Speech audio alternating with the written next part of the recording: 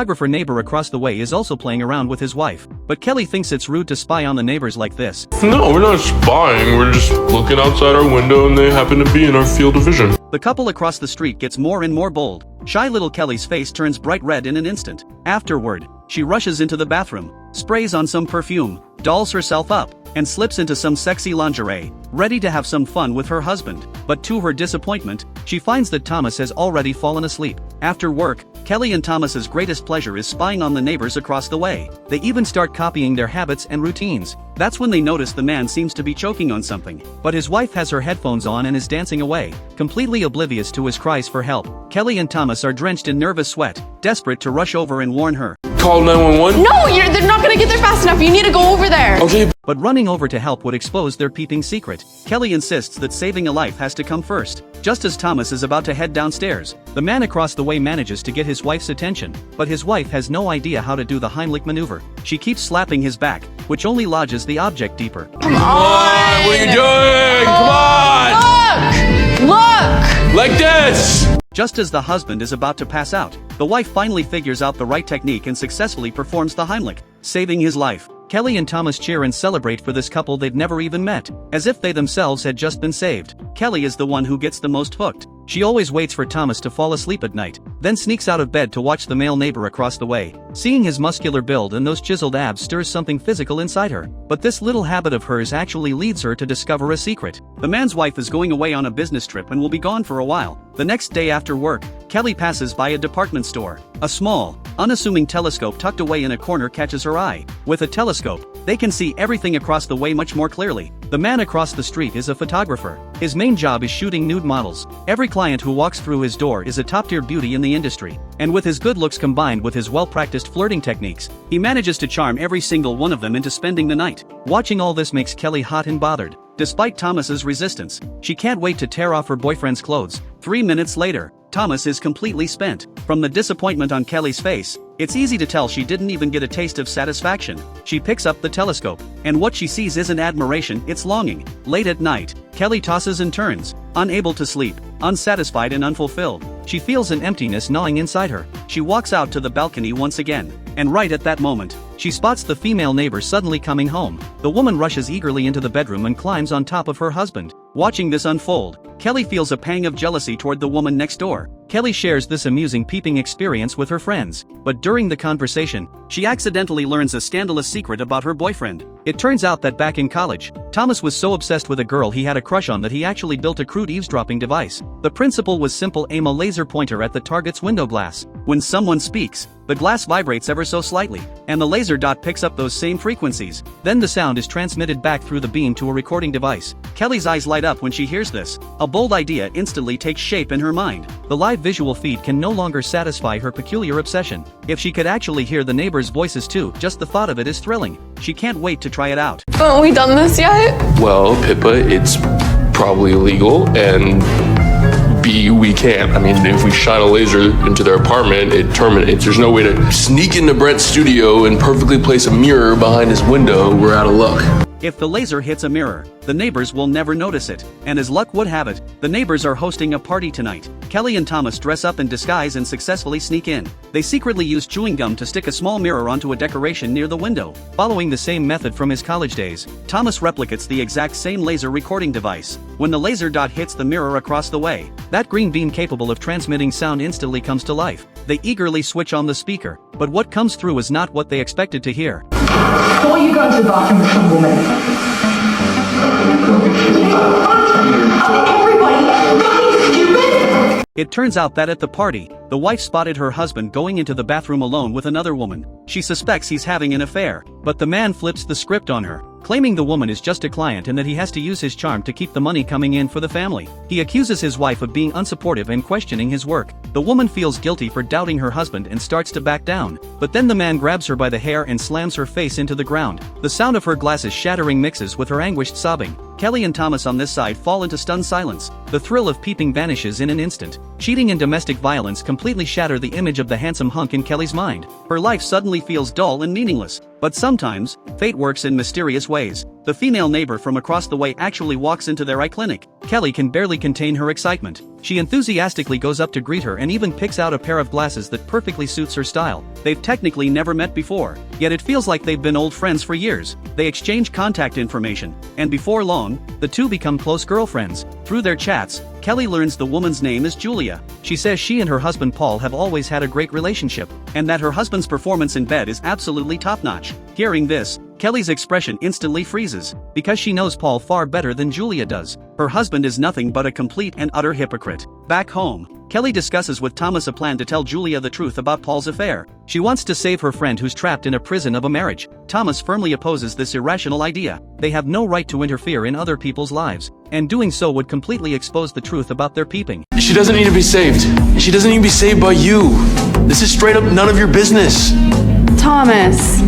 Thomas storms out, slamming the door behind him, and heads to the bar downstairs to drink away his frustration. Undeterred, Kelly picks up the telescope once again and continues watching the neighbors' lives unfold. Julia puts on sexy lingerie and reaches out to embrace her husband, but Paul coldly pushes her away, because he's already spent all his energy on that model from earlier in the day, and this scene only deepens the guilt weighing on Kelly's heart. At this moment, she feels like an angel who can't stand to see suffering. Determined to help Julia with whatever little power she has, behind Thomas's back, she secretly turns on the recording equipment, then uses her computer to connect to the neighbor's printer. Kelly sends a message through remote printing, telling Julia that her husband is cheating on her, and that in the bathroom trash can, there's a used condom. By the time Thomas discovers what Kelly has done, it's too late. Julia does find that disgusting thing in the trash can, just as described. And while the couple is still fighting about it, Julia has already walked up to Paul holding a knife. What do we do? Jesus, are we gonna watch this woman stab this man? I'm calling the cops. No, you can't call the cops. I'm calling the cops. We're about to watch a murder that you instigated. I didn't tell her to kill anyone. Thankfully, Julia doesn't go through with it. Kelly finally lets out a sigh of relief.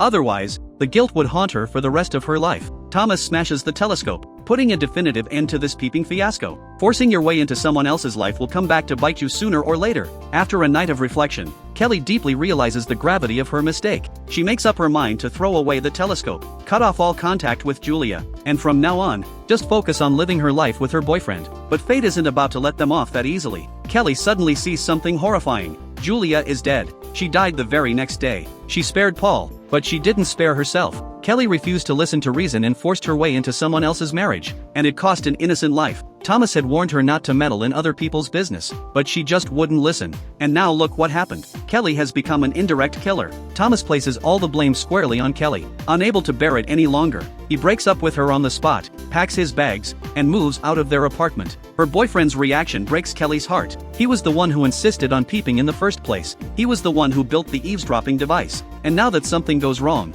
he dumps all the blame on her. Does Thomas really bear no responsibility at all? That night, Kelly can't help but pick up the telescope one more time. Paul, just like her, is drowning in deep guilt and self-blame. He heads down to the bar to drink his sorrows away. Kelly follows him in, staging what looks like a chance encounter. Paul notices her looking his way and walks over to strike up a conversation. The muscular heartthrob she's always admired is right in front of her. Kelly isn't going to let this opportunity slip away. But the real predator here might not be her. Paul invites Kelly to his place under the pretext of taking photos. Same lines, same moves as always. He uncorks a bottle of vintage Chateau Lafite, then coaxes her into undressing for a nude photoshoot. Kelly is far more willing than any of his previous models, because she's been longing for this day. And sure enough, Kelly ends up spending the night at his place. Meanwhile, Thomas is heading home with flowers, ready to apologize to his girlfriend, only to find the apartment completely empty. He casually grabs a drink from the fridge and takes a big gulp, noticing the taste is strangely off. Oh, it's fucking disgusting.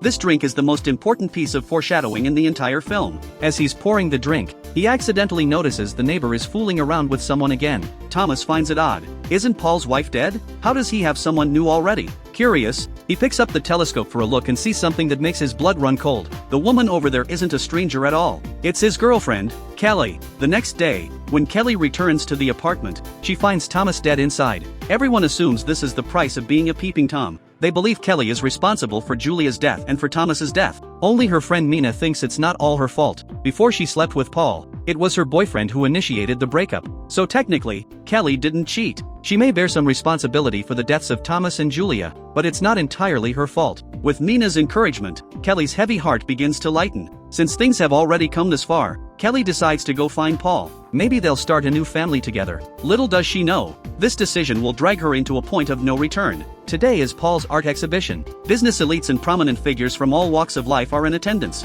From the podium, Paul introduces his beloved. Kelly assumes he's about to invite her up on stage, but to her utter shock, as the crowd erupts into thunderous applause, Julia walks out from the crowd, alive and well. It turns out this has been their trap all along, and the real star of today's exhibition is Kelly. As the red curtain drops, Kelly's nude photos are displayed before the entire audience. Oh my god. From the very first day Kelly and Thomas moved into their new apartment, they had already walked right into the trap that was set for them. Even when Thomas secretly planted the mirror at the party, they had pretended not to notice. And that chance encounter at the eye clinic? Every single incident, every single detail, all of it was carefully orchestrated. How else could everything have lined up so perfectly? When you gaze into the abyss gazes right back at you. Little did she realize the whole time that they were watching us. No, we were watching them. Paul and Julia exploited human greed to craft this perfect masterpiece for their careers. Human nature cannot withstand temptation. Unlucky Kelly and Thomas. This young couple fresh out of college became nothing more than lab rats in a twisted experiment. Kelly sells off everything she and Thomas once shared, trying to forget this painful chapter and start a new life. Just as she's about to pack away a lantern, she discovers it's filled with bottles of the drink Thomas loved. At first, she doesn't think much of it, but then she notices the wire mesh outside is littered with dead sparrows. It hits Kelly like a lightning bolt. She turns around and sees Julia across the way, waving at her with a sinister grin. This changes everything for Kelly. She realizes Thomas's death was definitely not as simple as it seemed. What comes next is Kelly's moment of revenge. Paul's voyeur art series sells like wildfire around the world, raking in massive profits and doubling his net worth. A mysterious fan sends them a bottle of expensive wine, expressing hope to be part of the next season of the voyeur series. The sender is listed as the Tate Gallery. Paul and Julia think nothing of it and drink the wine without hesitation. Then suddenly, the printer starts up on its own. The message reads, "I know Thomas didn't kill himself. You murdered him." Realizing they've been targeted, Paul immediately grabs the telescope and spots Kelly watching them from the rooftop. Kelly deliberately runs, luring them into the eye clinic. Then, pretending to be terrified, she spills every detail of their scheme. It turns out Julia had poisoned the drinks Thomas loved in advance. Even though Thomas noticed something was off with the taste, that single sip was enough to be fatal. Then they strung him up and staged it to look like a suicide. And they didn't do this just to evade the law. It was to add a dramatic twist to their art piece. But just as they're about to silence Kelly for good, Julia suddenly collapses. Julia! Hey, what did you do? You weigh a little bit more, so it might take a minute to kick in. Moments later, Paul starts losing consciousness too. He suddenly remembers the wine they just drank. But by now, he's lost all ability to fight back. Nothing more than a lamb awaiting slaughter. Look at me! Take one final look. Because it's the last thing you're ever gonna see. Paul and Julia are each placed on an operating table. Kelly performs cataract surgery on them, free of charge. She uses a laser to destroy the retinas protecting their eyes, locking their world forever in total darkness. Kelly punishes this evil couple in the simplest way possible. They will spend the rest of their lives in a fate worse than death. And with that, the film comes to an end. Peeping itself isn't what's truly terrifying. What's terrifying is our inability to control our own desires, our failure to hold the line on our own morality. The Voyeurs isn't just a thriller or mystery film. It's a profound reflection on human nature and morality. There's no complicated, mind-bending plot, yet it sends chills down your spine more than any mystery ever could. It tells us that curiosity is natural, but desire must have its boundaries. In this age of information overload and social media dominance, we must respect other people's privacy, keep our desires in check, and never let a seemingly harmless curiosity destroy the beautiful life we've built. I'm Jack. I look forward to seeing you next time.